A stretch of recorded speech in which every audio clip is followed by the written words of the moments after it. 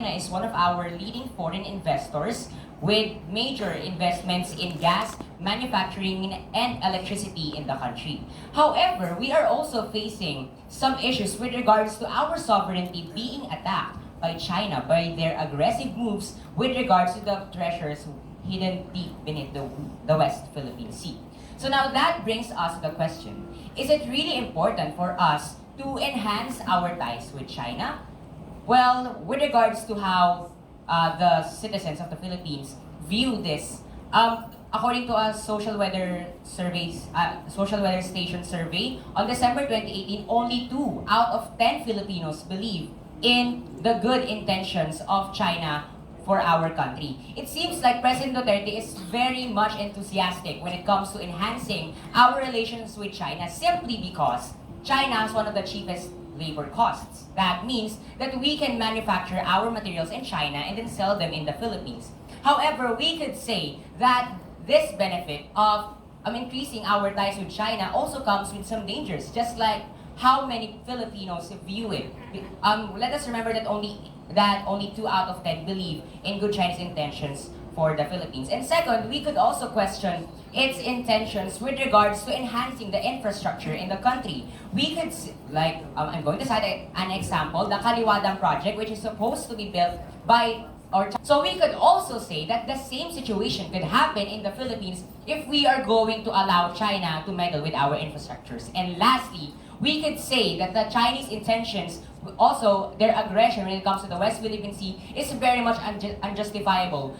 Simply because we could say that we have already won a tribunal case or arbitrary case on the Permanent Court of Arbitration in The Hague. So from that, we could say that China can cause some benefits within the Philippines, but it overweighs the amount of disadvantages that we could get. Thank you. Thank you so much, Mr. Speaker. So my first question, first I would like to clear your point. So you're stating that we should not strengthen our ties with China, right? Yes. Then you also have stated that China has one of the biggest contribution with regards to international exchange in our country. Am I right? You're right. So are you saying that we are to sacrifice the beneficiary of China because of their aggression? I think the premise is to enhance the ties with China. I am against enhancing it simply because it seems like China will be meddling with the personal or national issues that our country is facing. However, we could still retain what we have with China. Don't you think that when we actually don't give them what they are desiring, for example, because they are aggressing because we are not giving what they are desiring, we are actually loosening the ties with them and not enhancing?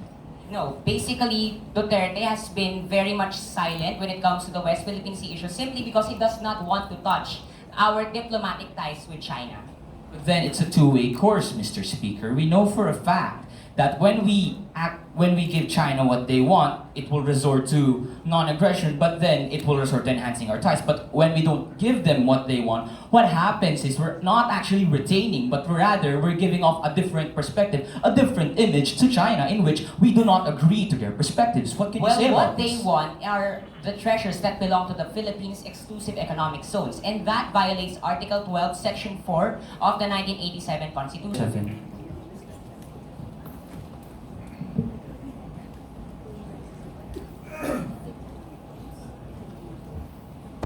For question number 7.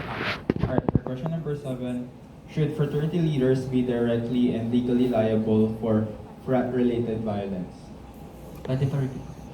Should fraternity leaders be directly liable and legally accountable for frat-related violence done by their members?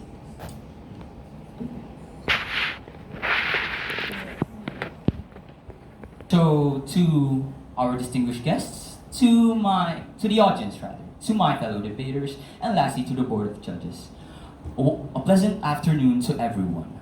Ladies and gentlemen, today I am here with regards to a certain topic, a controversy in the Philippines. The question is, should frat leaders be viable for the mistakes of their members, or the violence that their members create?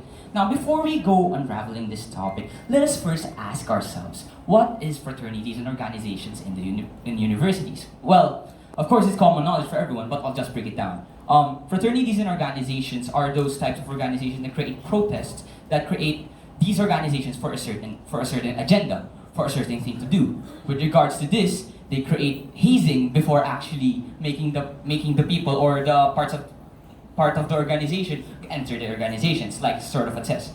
Well, that's most part of it. Now, question is, should we actually blame the frat leaders for the mistakes of their members? The answer is yes. First is, what is the purpose of a leader?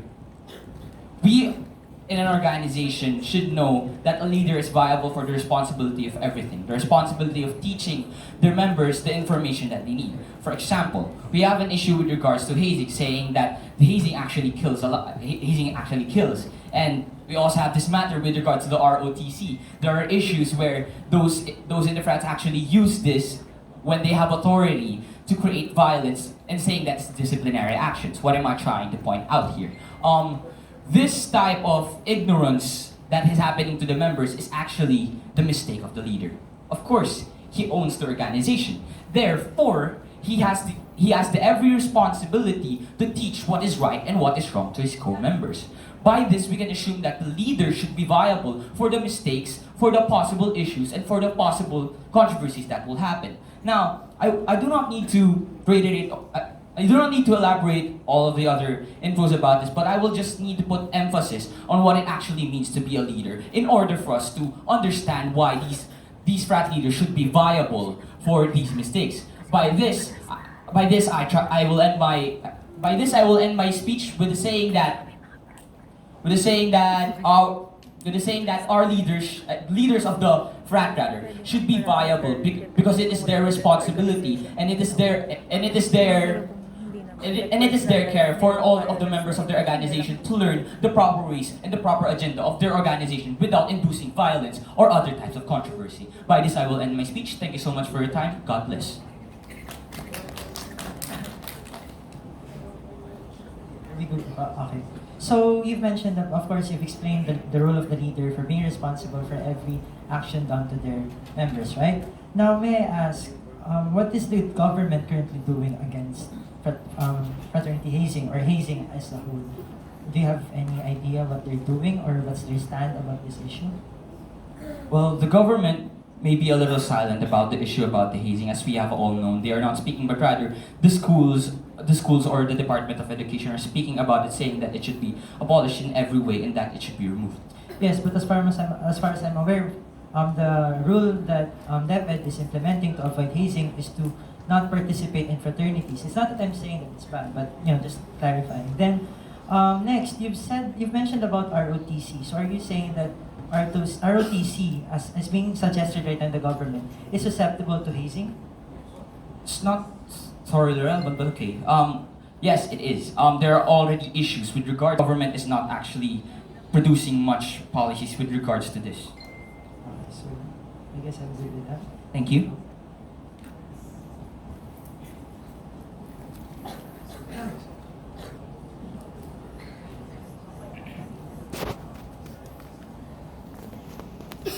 Good afternoon.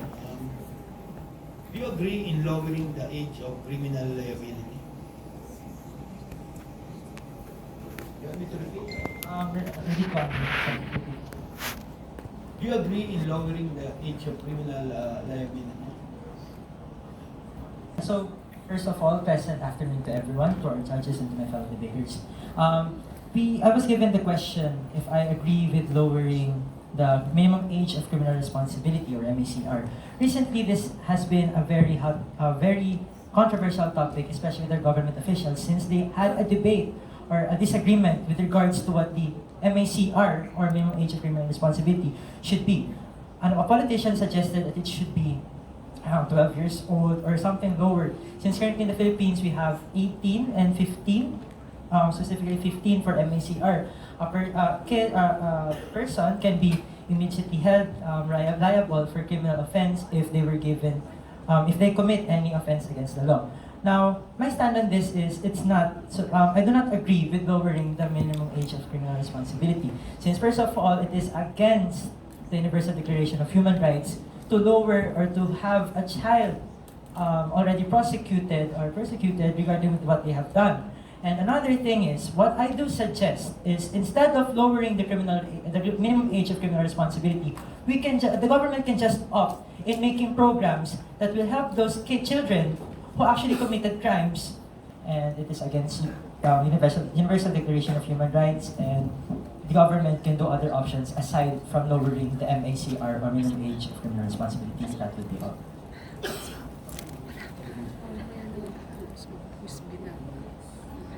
Mr. Speaker, you've Yes. stated on your speech that you do not agree. First, because is there a particular section on the Universal Declaration of Human Rights, as you've stated, it's against the rights of the child? Is there a particular clause in that? Yes, Universal it Declaration? is fundamental. It is part of a child's right to actually to enjoy the different benefits as mentioned in that EDHR. Yes, But yes. I'm Thank you not- for stating yes. that, Mr. Speaker. But it should be reiterated to each and every one of Yes. us that national law would rule over international law. If that's the case, if the Philippines itself wants to lower the minimum age for criminal responsibility, national law will weigh over that. Yes, but international Mr. Speaker, given that fact that we have a higher prerogative or an upper hand regarding our laws, don't you think it goes against what we have agreed upon in the UN? Since we're one of the signatories in that agreement. So are you saying that we could, yes, I understand your point, you have the upper hand, but that defeats the purpose of actually signing or agreeing on that particular agreement. Mr. Speaker, that would not do any harm to our country because one good example is China and the United States. They've been ruining or not following a lot of policies by United Nations. Still, no harm comes to them.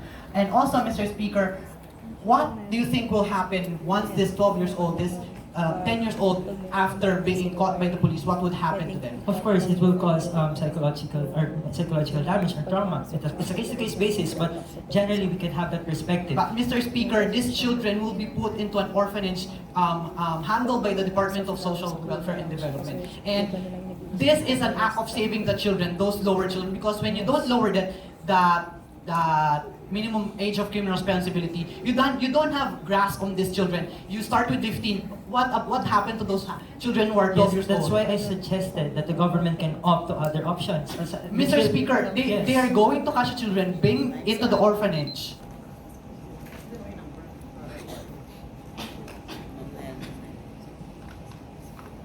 Question number 2. Should VP Lenny Robredo be the anti-drug czar?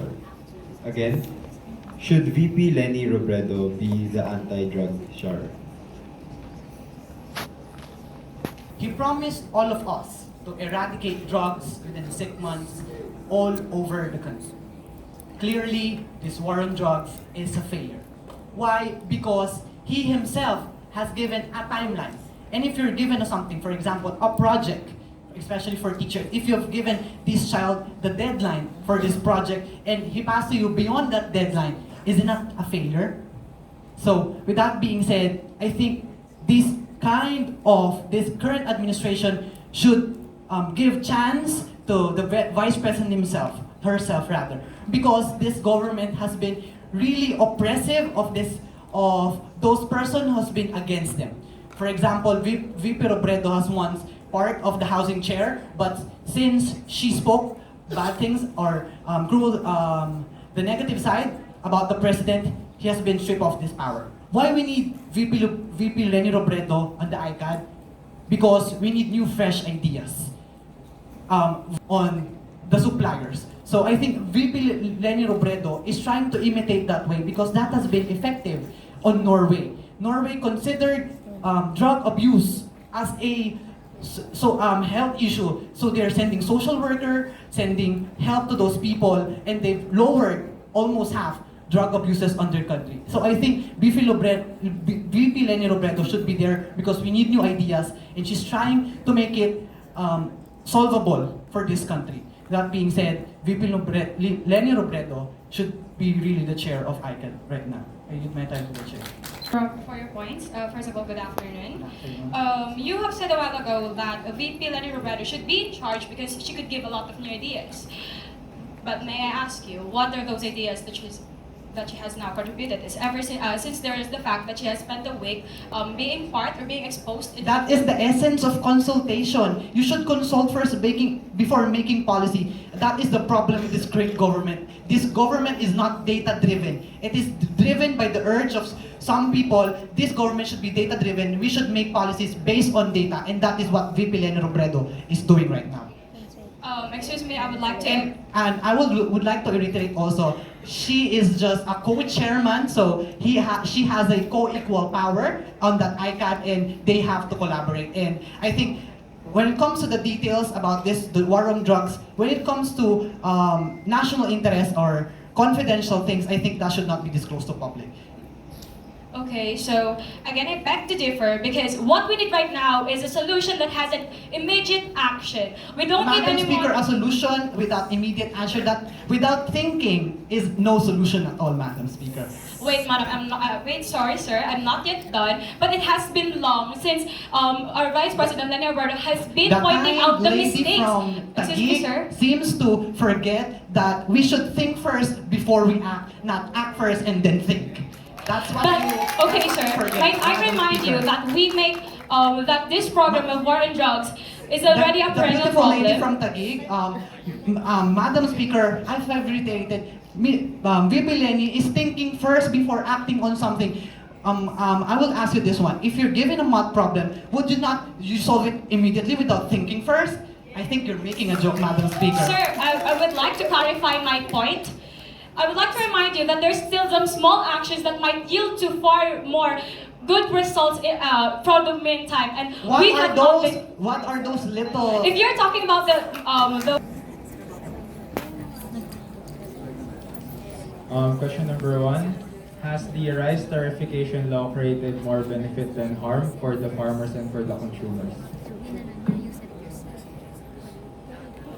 certain policies have their own benefits and disadvantages at some point. But I personally believe that this rice tarification law has created more harm to our own farmers than benefits that they should have garnered from. First of all, we all know that the Philippines are the major exporters of rice here in our Southeast Asian country. In the Southeast Asian country, we are still more of an agricultural part, which we have not yet developed that much because we promote to students that this type of job is more appropriate than being which are affecting the age brackets in the community. We are having a problem with the human capital when it comes to agriculture, and this rice tarification law is making it more harmful. It's making it more difficult for the farmers. In fact, what we need instead of rice tarification law is more cooperatives for the farmers themselves, because cooperatives don't have taxes. Cooperatives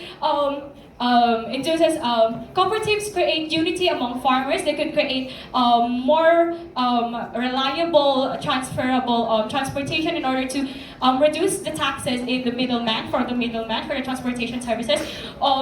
If we have an alternative solution other than this rice tarification law, then maybe we could assess the difference of the effectiveness between these propositions, because this law is they're lowering the tax of rices that we could import from other countries. So at first, what is your stance against this? Are you against or for it? I'm against it because we should moderate the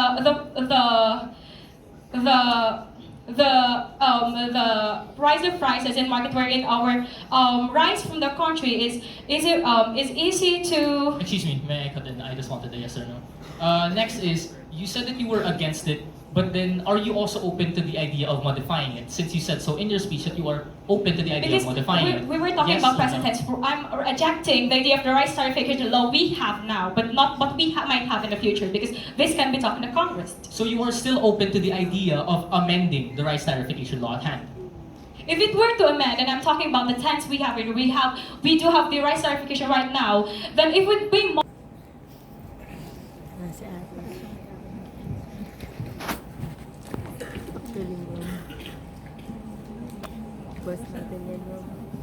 Okay, the question is, you think the Philippines should adopt a minimum wage law? I'm sorry, can you clarify what is a minimum wage law? to readopt a national minimum wage law across the country. Why is that? With the current condition that we have now, with laborers from different regions getting different wages, they seek different opportunities apart from their own region. What happens is that instead of focusing the labor in their own region, they move to Manila in search of a better opportunity, in search of better wages. And laborers from other regions would start questioning, why is it that a person from Manila, Cotabato, or wherever gets more wage than me when I do the same amount of work? Why should laborers not be rewarded for the same amount as someone doing the same amount of work? It all boils down to the simple fact that there doesn't need to be a divide within the laborer class in the first place. Why is it that there needs to be a divide in the first place? Sorry, to clarify, the reason that we need a minimum wage law on a national level is to show that laborers from different regions need not to be discriminated against. It doesn't matter where you work or where you work from. All it matters is that you do your honest job as a worker for your company and you are rewarded the same. That is all. Thank you. Good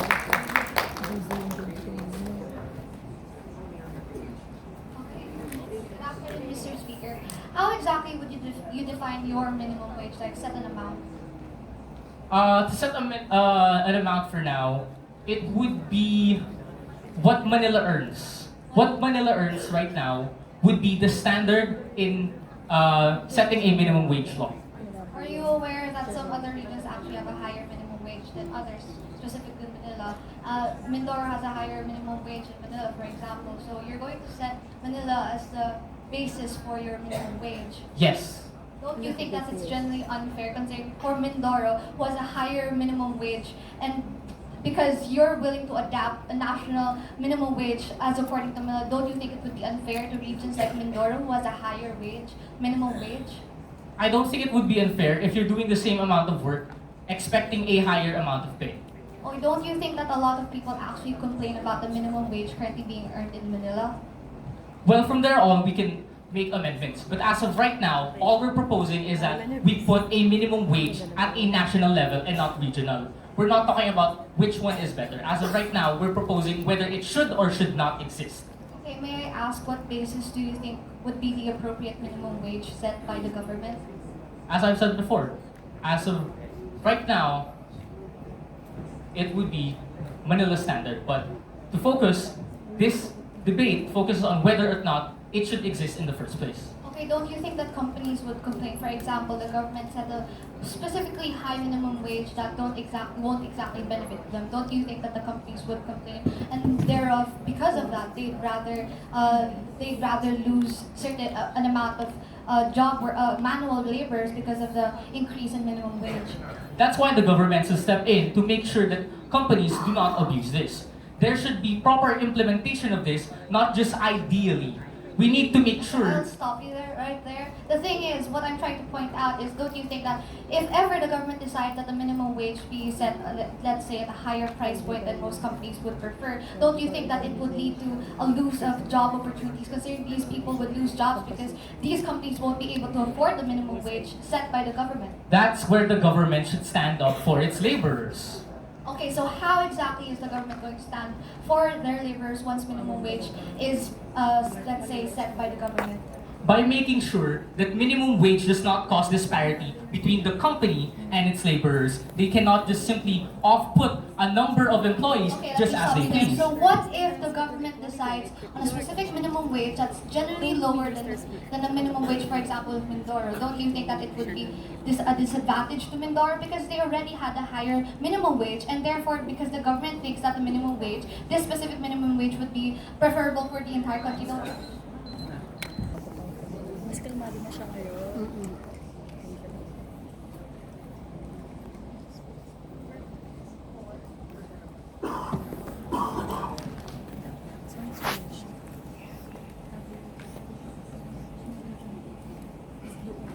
Question number 4.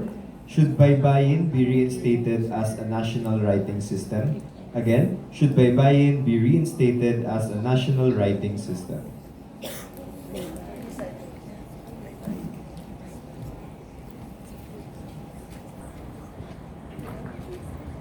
Ladies and gentlemen, a pleasant word to everyone here today. Now, I think that Baybayin should not be reinstalled here in the country for the reason that I think the problem relies on the people, the citizens. It's most likely that our citizens won't bother to actually put to heart the studies of Baybayin. Consider, for example, in high school, Mandarin, Spanish, Nihongo was installed, and yet, look, not all Filipinos, according to the subjects they have taken in high school, a specific core language, was able to learn Mandarin or Nihongo or Spanish. Now, for this debate, I'd like to set my parameters on what school exactly would provide this Baybayin lessons. Now, I'd like to set this in high school, considering that in high school foreign languages is already existing. Now, why do I think that Baybayin should not be reinstalled here in the Philippines? It's because it's going to be impractical. Where are we going to get the teachers to teach Baybayin? Considering that not every single person knows, not a lot of people know Baybayin, we're going to face a shortage of teachers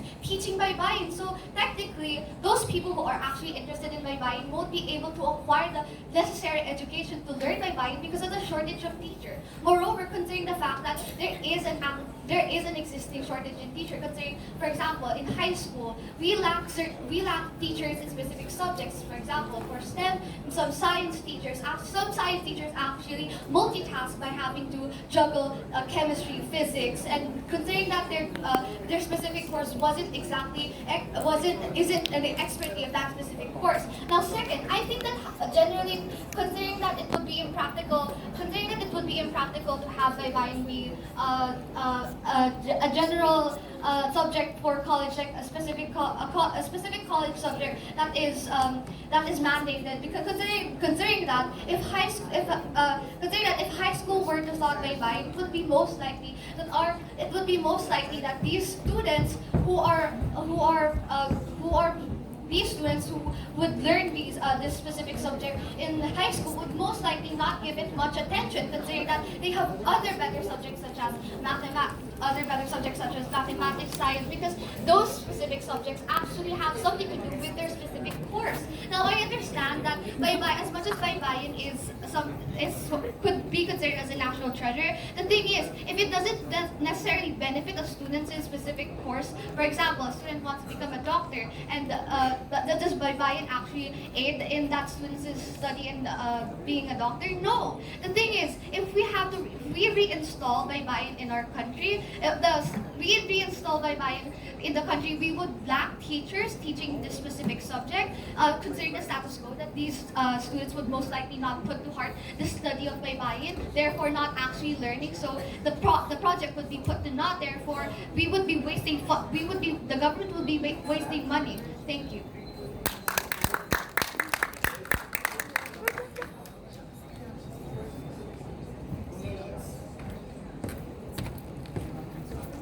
So as you've said a while ago, the very reason why Baybayin should not be installed as a national writing is because people cannot put it to heart. But what about these examples? What's the reason? Those reasons that you said that cannot be put to heart. But before anything else, I'm the interpolator. You should just answer and not ask questions. So again, you said that it should because people cannot put it into heart. So in the advent of K-pop right now, most of the youth, most of the students study Hangul, Mandarin, and other languages. So why do you think that our own culture, as Sagyut said, national treasure cannot be treasured by our own people, by our own youth? And Baybayin is our national treasure, as you said. So does national treasure need to be beneficial to people? Can it just be passed? Can it just be treated as a heritage? So the question right now is it really the reason that people cannot put it into heart? That's why Baybayin cannot be installed as a national writing system? Because that's the status quo. Not everyone wants to learn Baybayin. I think that's fairly obvious here in the country. And with the status quo you're saying, then what statistics can you say? Based on a reliable source.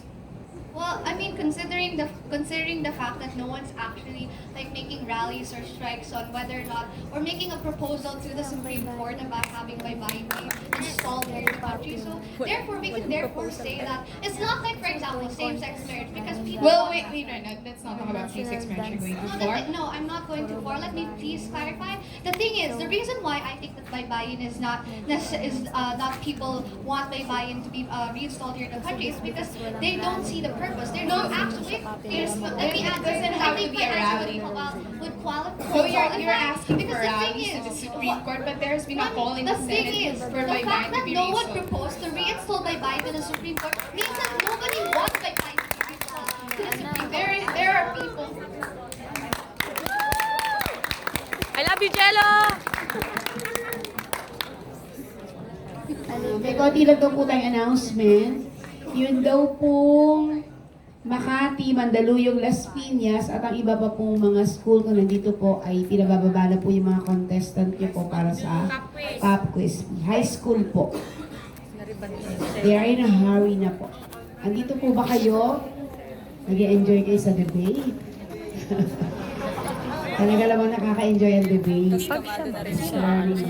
Yan, si 16. Magaling din So, si 16 eh. ulitin lang po natin, lahat po ng mga nandito na dapat ay bumaba na, ay bumaba na. Si 13, Po. saka si Jay. Nabutasan niya kanina eh, sa tariff law. Hindi nagbas, hindi nagbas. Reimbursed or continued. I do believe that K-12 should be continued. Why? Because we need K-12 for global competence, and we are the only country in the world that doesn't have K-12 program. Going back to my first argument on why K-12 is needed for global competence, well, most of the countries globally have K-12. They study for 12 years. That is why in our country before, most of us studies up to 4th year high school only. It was known as 4th year high school. But then, when these professionals, when our graduated professionals go to other countries, they are considered as, they have different jobs because they are coined to be underqualified because they only studied 10 years here in the Philippines. But with the existing K-12 right now, we can be part of the global competence that when our people go to abroad and study there and go back here in the Philippines, we are already considered as professionals. Just like example in Australia, if a nurse before, because there is only 10 years and there's no K-12, what happens is that that nurse applies for another job, and what she has to do is she has to study 2 more course years for her to be able to be qualified in Australia. But as of now, since we have K-12, we can be part of the global competence, and as we are part of the K-12, we are grade 11 and grade 12 students. And because of the K-12, we will be able to have more knowledge, more ideal professions that in which we can have, and we also have different strands on which we can be able to utilize our skills and our knowledges. So I do believe that if we continue K-12, besides continuing K-12, is we should also focus on the different problems that education is facing to us to be able to improve our educational system. And being able to improve our educational system will not only benefit the students, the teachers, but will benefit our nation as well. Being able to